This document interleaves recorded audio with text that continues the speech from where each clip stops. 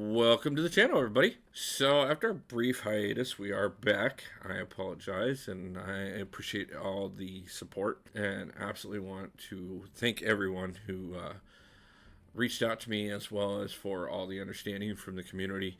But we are going to continue on with our Paragon series today.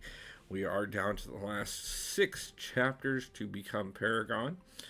And we are going to be doing Act 7.4.1 today. So since we've been delayed enough, let's go ahead and get right in there and get it started. So right off the bat here, you're going to notice I mostly just brought in the biggest champs on my roster at the moment. Most of them are efficient for counters for the particular path that we're using here. And if they're not, they're just a powerhouse that can drive through everything if we need to. So nothing special here. We are going to do a champion swap towards the end, just for the boss node. We do already have one counter on the team for the boss node, and actually probably the one we should have focused on from the get-go, but I do go ahead and bring in a second counter as well. We'll talk about that a little bit more when we get to the boss node, but let's go ahead and get in here, take a look at the path we took and what nodes you're going to be dealing with on there. Right off the bat here, the path nodes are Burnout. Anytime the defender activates a special, they will gain a Burnout charge. Now, that Burnout charge will increase the attack of their special by 10% up until they get to 10 of those charges. At that point in time, all charges will be removed and they will be power locked for 10 seconds. Now, obviously, you don't want to have them setting off 10 back-to-back specials before you get them power locked. That's a good way to go ahead and guarantee you don't make it through this. So there is an alternative to go ahead and drive those charges up, and that is if you do dex any moves of their special, then you will add an additional charge on there. So you can actually add a few extra charges per special. And also on the path, you are going to have time to strike. Now with that one, if the defender is power locked, heal blocked, and they would gain power or regen, depending on which one they are, instead they will get a degen on them that will actually do 100% of your attack over 3 seconds. Also on top of that is kinetic transfer. Now with this one, blocked attacks by the defender will cause them to gain 10% of power, something that you can take advantage of if you get them power locked. Obviously, there are plenty of really good champions out there that do power lock. If you're looking in the 5-star category, you can look at Magic. Outside of that, you can be looking at tech champions such as Vision. Plenty of options out there, plenty of great options out there, but just a couple of brief ones to mention. Now on the path here, you are going to be facing right off the bat Sorcerer Supreme here, followed by Jubilee, Doom, the Champion, Sasquatch, and then Captain Marvel movie. Now, after that, you'll be going ahead and transferring over to the boss island. On the boss island, the potential bosses are Darkhawk, Ultron, and the one that we chose to take on, Guillotine 2099. Now, with Guillotine 2099, she does have Thunderstruck, which makes it so that all shock damage deals 20% extra damage, but any other damage is reduced by 90%. She also has shock vulnerability, so whenever she is suffering from a shock charge, she will take 200% additional damage from all your attacks. She also has high voltage, which each time a tech champion inflicts power drain, power burn, or power lock, they also apply a shock charge to her. Also there is composite construction, meaning all tech champions in the fight have immunity to ability accuracy reduction. That is valid for her, and if you bring in a tech champion as well.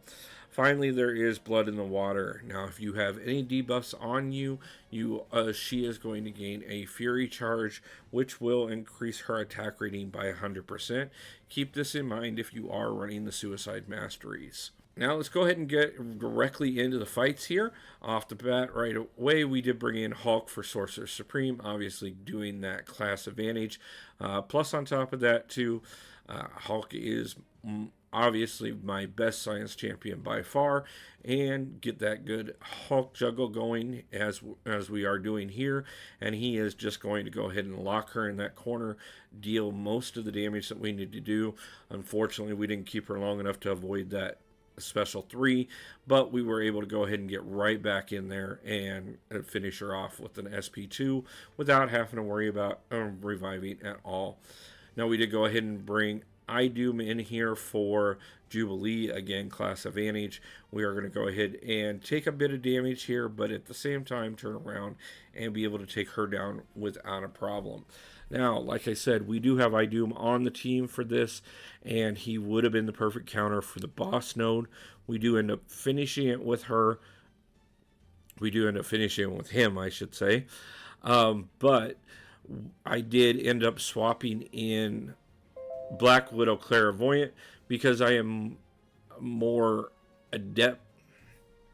I did end up swapping in Black Widow Deadly Origin, because I do know I can apply the shock charges more consistently with her than I do even with Doom here.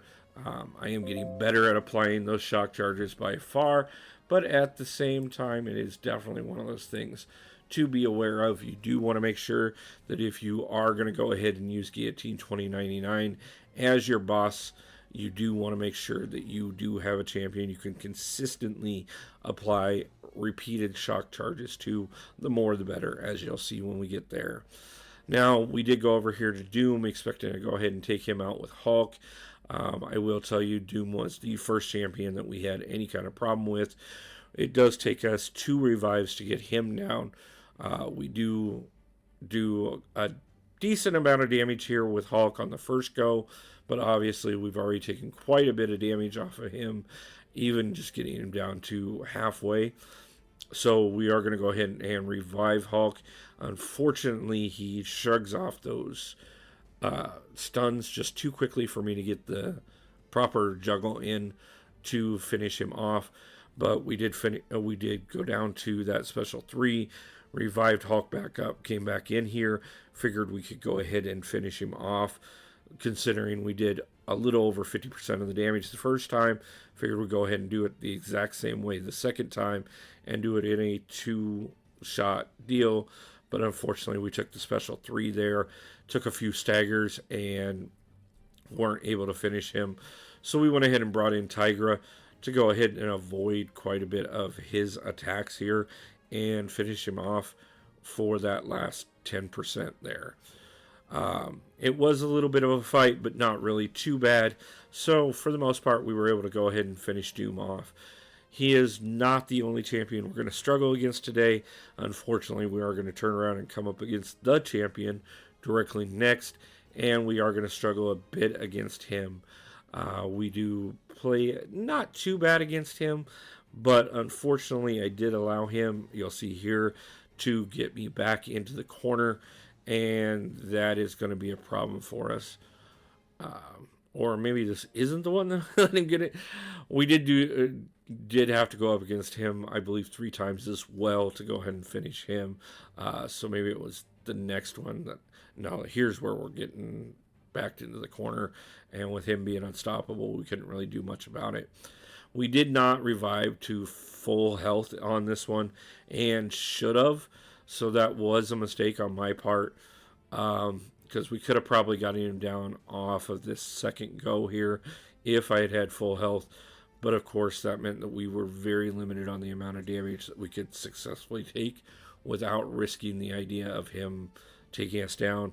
So we did have to come in here for a 3rd go. But we are able to go ahead and get him down and move on to the Sasquatch fight. We are going to go ahead and do a rematch from the comics.